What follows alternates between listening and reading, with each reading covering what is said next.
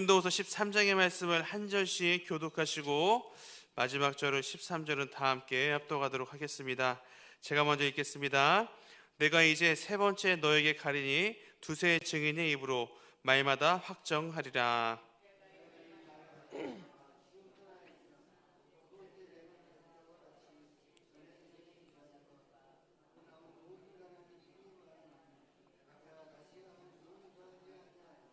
이는 그리스도께서 내 안에서 말씀하시는 증거를 너희가 구함이니 그는 너희에게 대하여 약하지 않고 도리어 너희 안에서 강하시니라.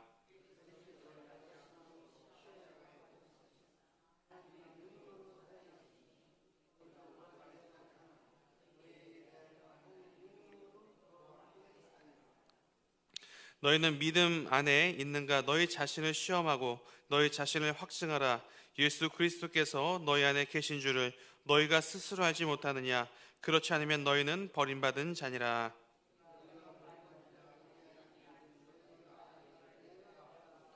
우리가 하나님께서 너희로 악을 조금도 행하지 않게 하시기를 구하노니 이는 우리가 옳은 자임을 나타내고자 함이 아니라 오직 우리는 버림받은 자 같을지라도 너희는 선을 행하게 하고자 함이라.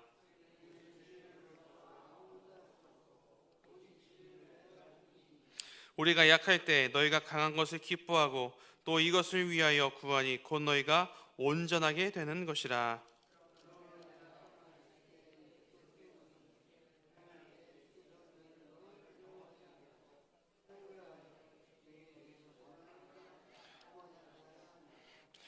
마지막으로 말하노니 형제들아 기뻐하라. 온전하게 되며 위로를 받으며 마음에 같이하며 평안할지어다. 또 사랑과 평강의 하나님이 너희와 함께 계시리라. 거룩하게 입맞춤으로 서로 문안하라. 다음 합독합니다. 주 예수 그리스도의 은혜와 하나님의 사랑과 성령의 교통하심이 너희 무리와 함께 있을지어다. 아멘. 시간에 고린도후서 13장의 말씀을 보도록 하겠습니다.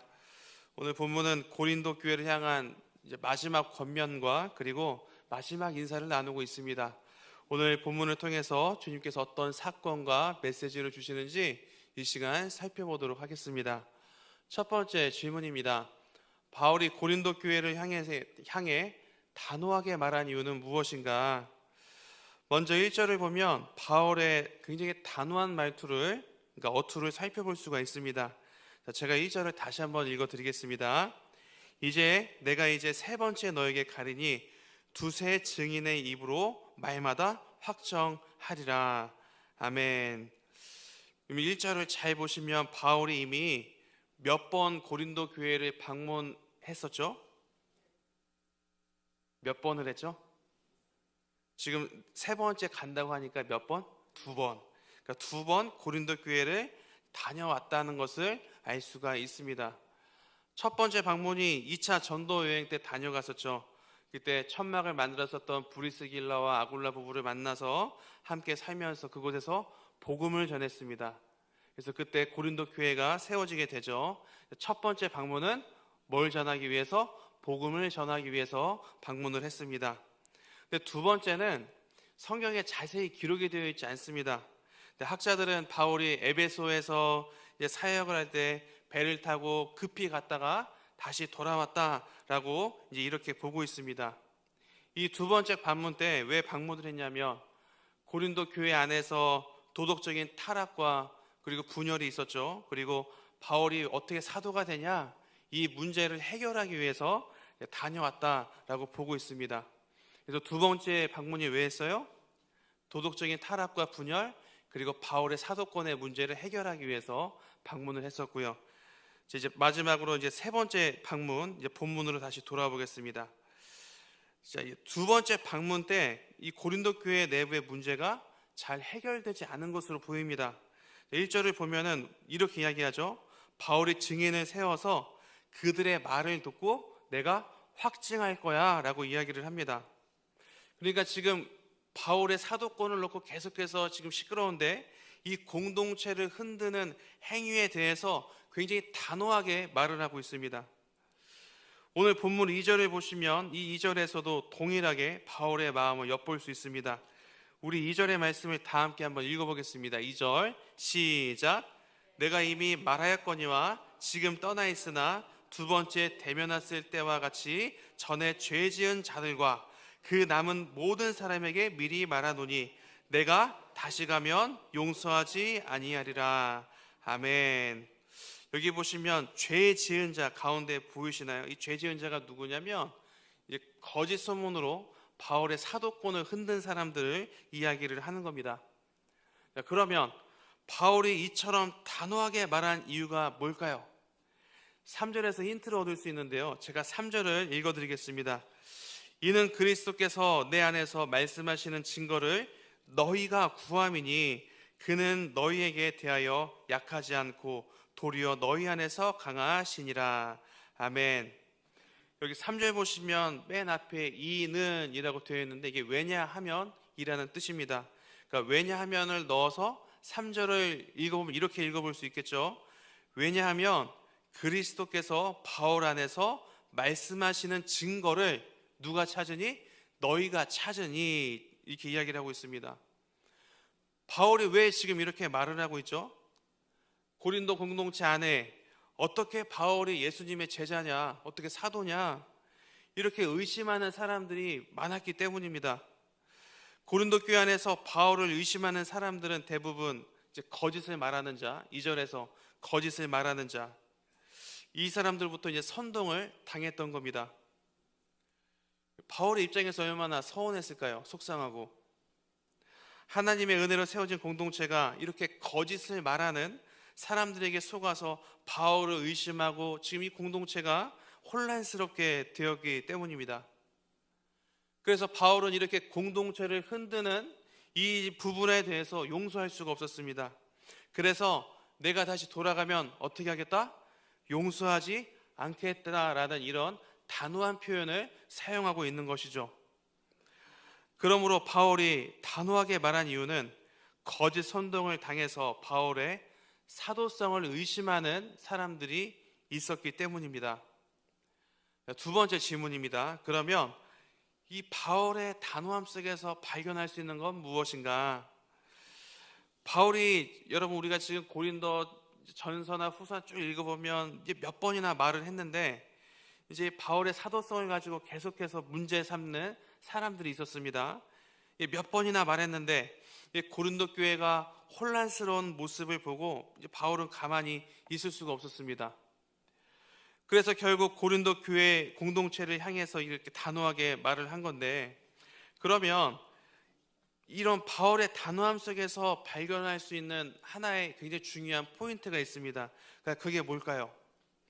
오늘 본문 여러 구절에서 힌트를 얻을 수 있는데 내용을 조금 더 풍성히 보도록 위해서 제가 세 번역으로 7절을 먼저 읽어드리도록 하겠습니다. 7절입니다. 한번 비교해서 보시기 바랍니다.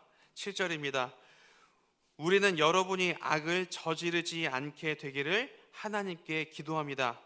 그것은 우리가 합격자임을 드러내려는 것이 아니라 우리는 실격자인 것처럼 보일지라도 여러분만은 옳은 일을 하게 하려고 하는 것입니다.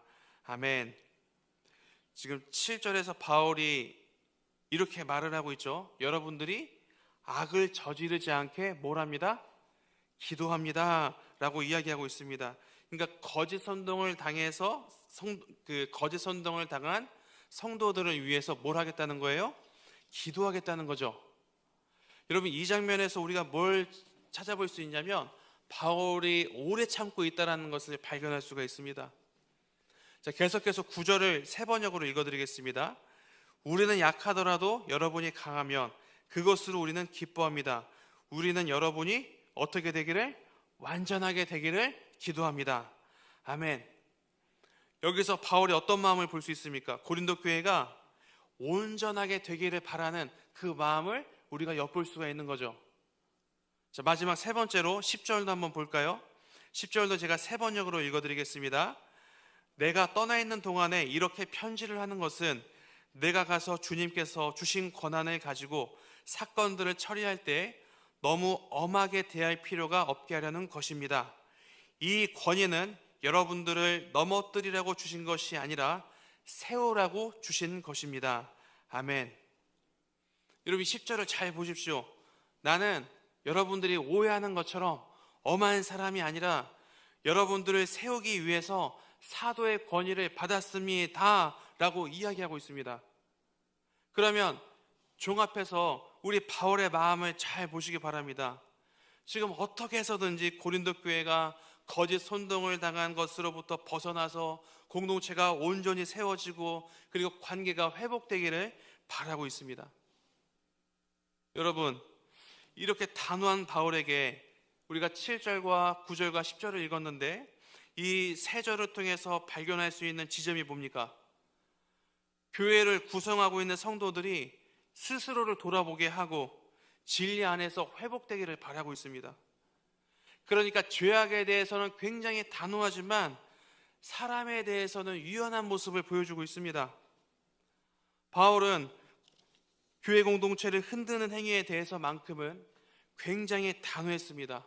그러나 교회를 구성하고 있는 성도들이 다시 온전히 세워지기를 소망하고 있습니다.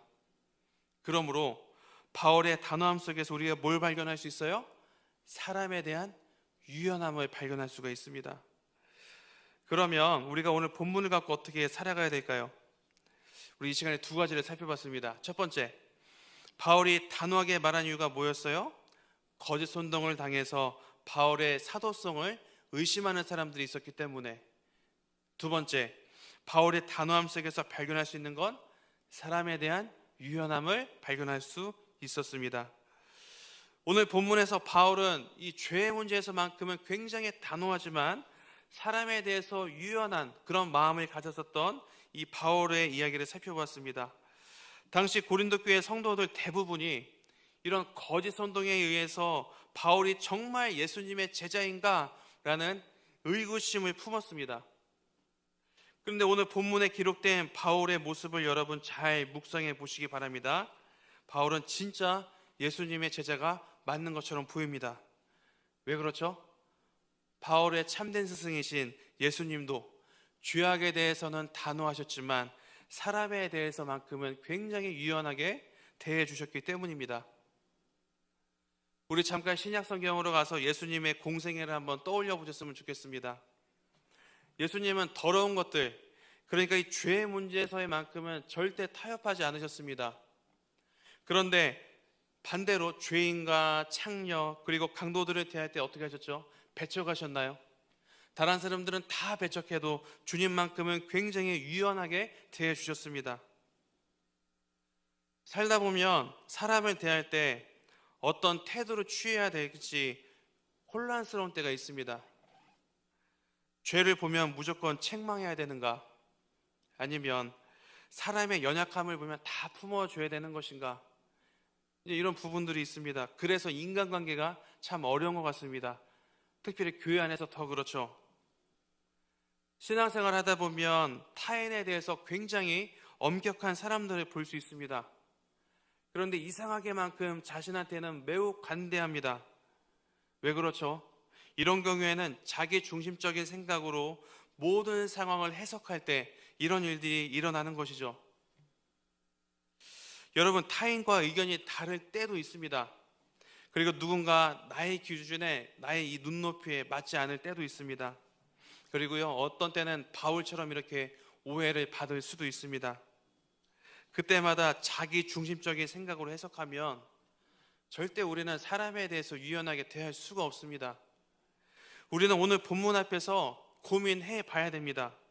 나는 죄에 대해 지나치게 관대하거나 반대로 사람을 쉽게 정죄하고 있지는 않은가? 그리고 공동체 안에서 죄를 지적해야 할 그 상황에서 나는 어떤 반응을 보이고 있는가?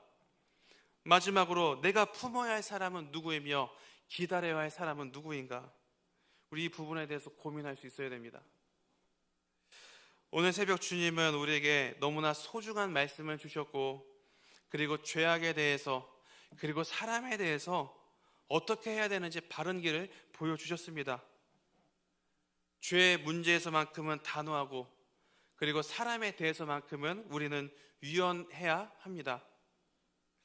이 시간 말씀 앞에서 우리가 두 가지를 결단하셨으면 좋겠습니다. 첫 번째는요, 주님, 예수님처럼 죄의 문제에서만큼은 단호한 인생이 되게 하여 주시옵소서. 두 번째는요, 주님, 예수님처럼 사람에 대해서만큼은 유연하게 대할 수 있는 마음을 허락하여 주시옵소서. 말씀을 마무리합니다. 여러분, 우리가 만들어낸 우리 교회 전통이나 관습은 절대 바른 길이 될 수 없습니다. 오로지 주님이 보여주신 길만이 개인을 살리고 공동체를 살릴 수 있습니다. 그러므로 주님께서 보여주신 이 바른 길, 죄악에 대한 단호함과 사람에 대한 유연함을 간직한 우리 동광교회 성도님들이 다 되시기를 주님의 이름으로 간절히 소망합니다. 우리 시간 다 함께 말씀을 가지고 기도하도록 하겠습니다. 우리 두 가지 결단 가지고 아버지 앞에 나가길 소망하겠고요. 두 번째는 교회를 위해서 우리 담임 목사님을 위해서 기도해 주시고, 또한 주일학교 여름성경학교 수련회를 위해서 기도해 주시기 바랍니다. 우리 성도님들 중에 마음에 상처 입은 자, 마음이 가난한 자들을 위해서 기도해 주시기 바랍니다. 특히 암 때문에 고통받는 성도님들이 계십니다. 우리 문옥자 권사님, 김선 집사님, 변현주 권사님, 김주희 집사님, 최교시 성도님, 박행자 집사님, 박성숙 집사님, 이주영 집사님, 임종숙 집사님, 서양조 집사님, 박태진 안수 집사님, 강계수 장로님, 이종호 성도님, 우리 이분들을 위해서 하나님의 기적의 역사가 일어날 수 있도록 간절히 기도해 주시면 좋겠습니다.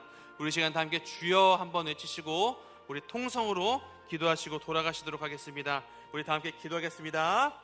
주여